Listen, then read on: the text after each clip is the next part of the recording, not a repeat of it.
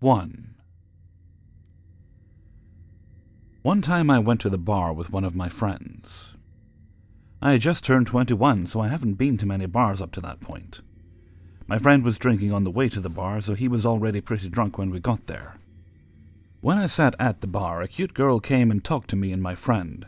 She said her name was Candace, and I noticed she had really bright red hair. I assumed she dyed it. It was pretty, but unnatural. Anyways, the girl was flirting with me and my friend. She could tell my friend was already very drunk. To be honest, I played along like I was drunk already too, since it seemed to be working for my friend. I didn't know if she was just trying to get free drinks, so I told her we didn't have much money. She offered to buy us drinks. She kept buying us drinks, and I started to get confused as to who she liked between me and my friend. My friend went to the bathroom. Before he came back, he was kicked out by the bouncers. He was too drunk. Candace and I went outside with him. She kept telling him to go home with her. He was so out of it he could barely answer her. I told her he was too drunk and that I couldn't let him go anywhere. I didn't want him to wake up hungover in some random house with no car and no idea what happened. Candace kept pushing it, saying that she would take care of him, but I told her no because I had to stay with him. I was more sober than him. He was my responsibility. I told her the only way he was going anywhere was if I tagged along. I assumed she thought that I was jealous or cock-blocking, but my friend could barely stand and lost interest in Candace already at that point. She immediately started flirting with me and offered to get my friend a taxi to drive him home, and said we could go to her place alone. At this point I had had a few drinks and I was pretty buzzed, so I agreed. We took my friend to the taxi and walked to her car. I slightly stumbled on my way to her car. "Why, you're pretty drunk, huh?" she said, smiling as she held onto my arm. "Yeah," I said. I don't know why, but I just felt slightly shy and anxious. Everything was just happening too easy for me, so I felt uneasy. We got in her car. We drove down the street. "Want to stop at that liquor store and get some more to drink? I'll buy, so don't worry about paying," she offered. I didn't want to drink any more than I already did. I was already buzzed and wanted to be able to carry myself throughout the rest of the night. Sometimes I made myself look stupid when I'm drunk, so I didn't want to ruin anything with Candace more than I already did earlier, with telling her my friend was too drunk. I told her I was already drunk enough, but she insisted. I didn't want to seem lame, so I told her to get me a pint of liquor, with some apple juice to chase it. She went in the store and came out with a lot more than just a pint. I assumed she wanted to drink more also, and that's why she got a fifth instead of a pint. On the car ride, we passed the bottle back and forth, but she took tiny sips. I tried to take tiny sips, but she kept passing me the bottle and telling me to drink. I somehow managed to drink all of my apple juice, and pretended to drink the bottle by spitting the liquor in the apple juice bottle. I tossed the apple juice bottle full of liquor out the window before she saw it. I didn't want her to know I was acting drunker than I was. She actually believed I was a sloppy drunk when I was simply buzzed. I took a couple more sips of liquor and finished the bottle. Throughout the car ride, I called her the wrong name a couple times to get a reaction out of her. She didn't react to it. She just kept letting me call her Carla without correcting me. For some reason, I thought she lied to me about her name initially.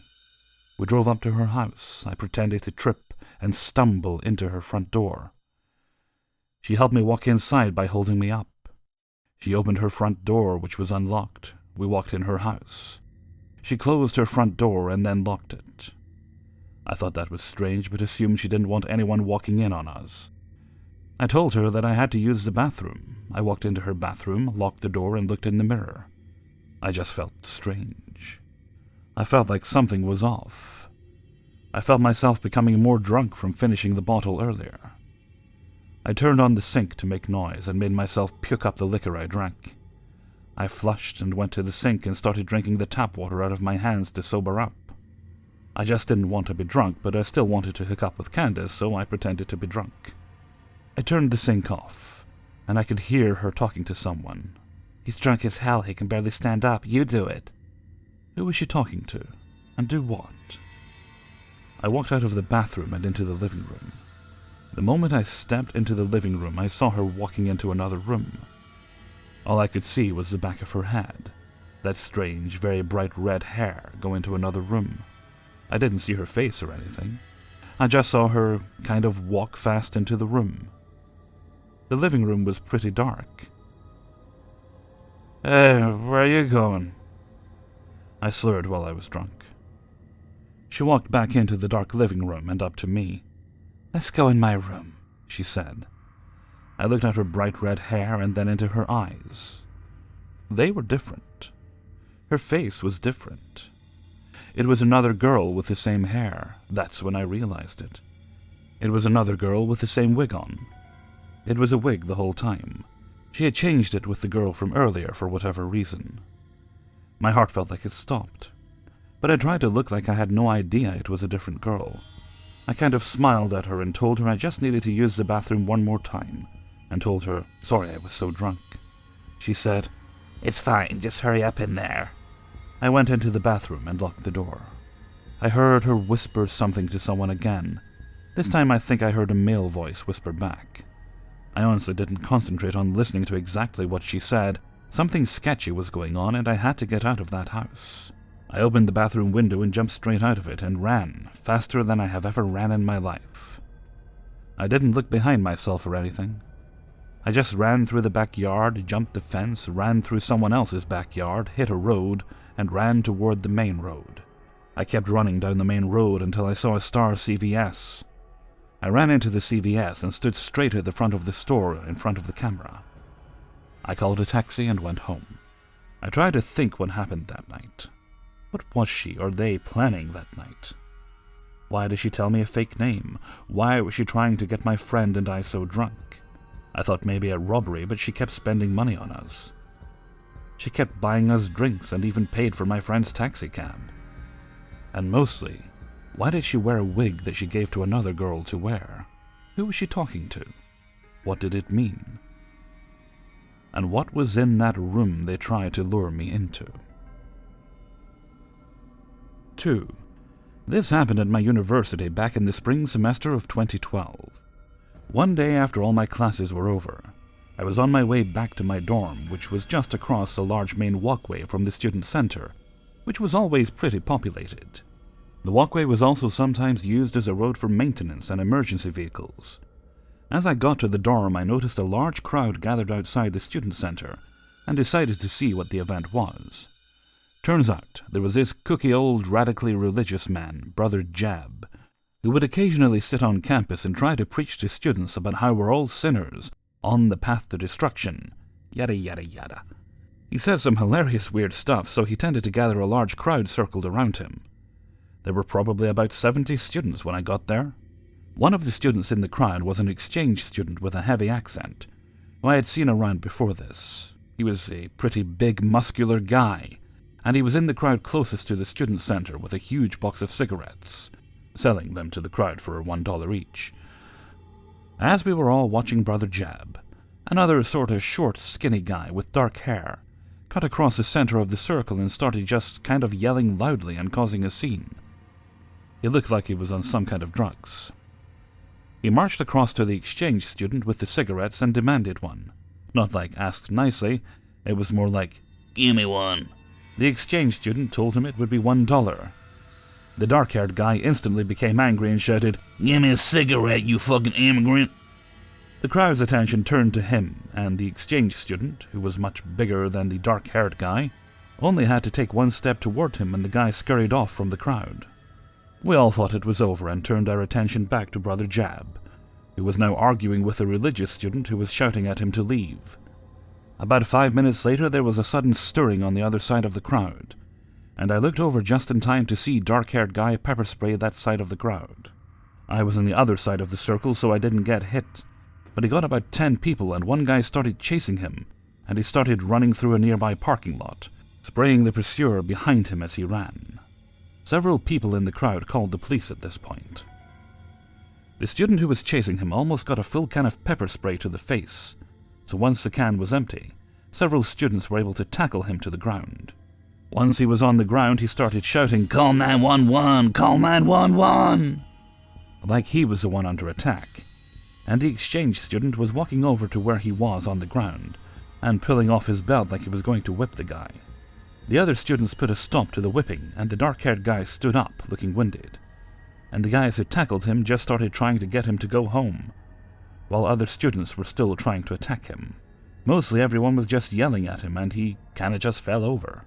I'm not sure if he was winded from being tackled, or making a scene, or just really high on something, but he also dropped a large knife. Students gathered around him, and he got up, holding out a tiny pin on his suit with CIA motherfuckers! The pin was something like an American flag. He got up and walked, followed by the crowd, more like a mob at this point, back to the place outside the student center where this all started. There was a maintenance van stopped on the walkway there, watching the commotion. Dark-haired guy casually started doing a little dance for a few moments. Then he ran over to the van and tried to get in. They promptly drove away to avoid him. Finally, we can see the cops coming from a little ways away. He sees them too and starts power walking towards the doors to the student center. Knowing it would be really bad news if he got in there, me and about 5 other students place ourselves in front of the doors. He picks up a handful of sand to throw in our eyes, but thankfully the cops were out of their vehicles and behind him with tasers. They arrested him, and in the news later, I saw that he had also pointed a gun at a bunch of firefighters earlier that day. 3. I worked at a local coffee shop as a barista a few months back for about 7 months. I was 19 at the time, currently I'm 20 now. My co-workers knew about Gregory but never paid him much mind. He had a big scar or birthmark on the entire left half of his face. Sometimes he carried around a radio that only played static and would intently listen to it. He was known to hold up those crazy, "the world is ending and you're going to hell" signs. He was homeless. He would buy espresso shots with so much money and lick the honey out of the cup, which was always gross and unsightly. But he was never mean or too creepy, didn't bother anyone. He really just came off weird with how he spoke and what he said. It was all over the place. He would jump from one sentence to the next, but it was still tangible. Anyway, one night I was working alone and later closing with my co-worker, who was a very small, petite girl, always smiling, not intimidating at all. It was probably 7 p.m. She came in at 8 or 8:30. Note, I'm a trans guy and have short hair and all, but I'm not on hormones, so I still look kind of feminine. I had 2 regulars sat at the bar with me, and it wasn't very full in the lobby. In comes Gregory. But this time he seems a bit off, more so than usual. He came up to the register and immediately said something like, "Hey, how you doing? I'm here to buy some coffee. If I can, if the Lord will let me have one tonight, 'cause my card may be empty, but if he says so." And I'm immediately like, okay, haha. Ask him if he wants the same thing as usual. He repeats almost the exact same sentence to me, adding, "If the Lord will let me tonight, I'll have one. I don't got much. Maybe he wants me to go to sleep instead of have a drink, but we'll see. If not, then I'll go to sleep." Like his sentences were very quick and erratic. Hence my poor grammar. So I run his card and it's empty. "Oh well, looks like the Lord wants me to go to bed. Not have a drink and go to bed. You know, if the Lord says so, it's the truth, right?" Which is assuming I'm religious in the first place. I live in Arkansas. I just say, "Yeah, sorry, Gregory. By the way, you left your hat in here last time. If it was still here, I would give..." He cuts me off a bit aggressively. "Oh, I don't need possessions. They don't mean a thing compared to the Lord's love, you know. As long as I got my heart and soul, and as long as you love God and believe in Him, He will do great things for you, you know. Say, what's your name again?" "Finn." "How old are you?" "I'm 19. You seem young." At this point, when he asked my age, I was weirded out more, but here's where it gets uncomfortable. He then asks if I'm fucking married. I didn't initially understand him, so I asked him again. He asks, "Are you married?" I say, "No, I'm not." As soon as I say no, he cuts me off and starts talking even more erratically and quickly, almost stuttering over himself where I have to focus to try and even listen. He told me his full name, his age, which was in his mid-50s, and when and where he was born. Then goes on to say he has no money, but to go to the Outback Steakhouse, find this person, gives me their full name, and says he doesn't have money right now because he gets his check at the end of the month, but that won't be a problem for us. Obviously, I am super creeped out, and... Reminder, the two regulars guys at the bar are having to watch and hear this whole interaction go down. I finally decided I needed to ask him to leave and say, Gregory, stop, I'm not married, but I have a boyfriend, which is true, and I'm gonna have... Couldn't even finish my sentence, he interrupts me again, raising his voice saying, Is he gonna commit to you? Is he? If not, you let me know and I'll take good care of you. And rattles on about how he can never find a woman to be with, also assuming I was a woman. I attempt to tell him he needs to leave and firmly say no. And he gets physically angry. His facial expression snapped from upset and confused to pissed. He doesn't say a word, but instead, in the middle of me saying no, whips around and walks out the door, slamming it super hard against the glass, and walking down the sidewalk to leave. Luckily, no one in the lobby really heard much, but the guys at the counter were as shocked as I was. This was also my first time experiencing any kind of harassment at work. But that isn't even the worst part. A week later, another regular, a woman a couple years older than me, used to work at a lingerie shop and currently works at a diner. I don't know how we got into it, but she also had an experience with Gregory. He had apparently walked into the store, where they sell gay items too, and asked, angrily, why they carried this sodomy in their store, and proceeded to rub the lotions they had all over his face. I learned that he is constantly in and out of jail for trespassing into places he was banned from, including the coffee shop I worked at, which no one knew he was banned from, and he has some mental issues that he handles by doing drugs. I don't know what kind of drugs, but Arkansas is the meth state, and I can assume with that kind of behavior it's that. The second and possibly worst incident with him is when the woman I was talking to had a co-worker of hers who met Gregory at the diner. She was opening at 4:30 a.m. with her boyfriend, when Gregory, who was already banned, knocked on the door and asked for food. The boyfriend said he needed to leave, and to go away. Gregory got angry and replied to the girl, How dare you do this to me, treat me this way, whatever happens next is your fault. He was later overheard saying that if he got the chance to be alone with her, he would rape her. He's been known to threaten other women with that as well. I was already afraid that he would later come back while me and my small sweet co-worker were working together to get some kind of revenge, but I wouldn't have expected that. I watched and sometimes still watch my back for a few months. I saw him once more before I stopped working at that job, and he sent chills down my spine. He glanced at me with zero expression, and I tried telling my male co-worker, who he treated normally with a creepy smile, not to serve him. I hid in the back and waited until he left. I haven't seen him since, thankfully. Funny add-on, but in the middle of him talking about how he can't find a woman, I was very close to saying that he's not even talking to a woman, but decided against it thinking, welp, he may very well actually hurt me at this point. I carry a knife now wherever I go. Gregory, let's not meet ever again.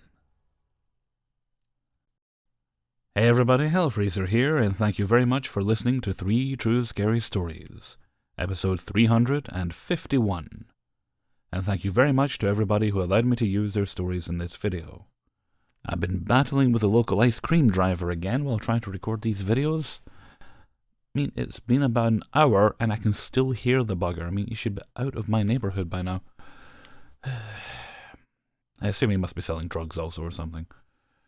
You can't just be selling ice cream and bottles of Iron Brew. I mean, it does give me an excuse to take a break while recording, so I can watch QI. Well, it's a QI playlist I found on YouTube. 300 odd clips. And that's been keeping me amused in between unwanted pauses. They seem to have gone quiet for now, but they're still in the neighborhood. Okay, before I go, I do want to address, I apologize for not doing any streams for a while. I was planning to do one soon, but I'm really not in great health right now, so I'm just concentrating on getting the regular videos made. And they'll remain my priority for the next little while. When I'm able to stream again, I certainly will. But, you know, it's like 2 hours of talking, and that can take its toll on you, especially if you've been recording for the previous few days. Oh, there they go again. Don't know if the microphone's picking that up. Yep. So anyway, I'll get back to those live streams as soon as I possibly can. Probably not going to be before the new year, though. Okay, I think that's everything I needed to cover, so with that, I'm going to head off for now. So until next time, Thank you very much for listening, and take very good care of yourselves.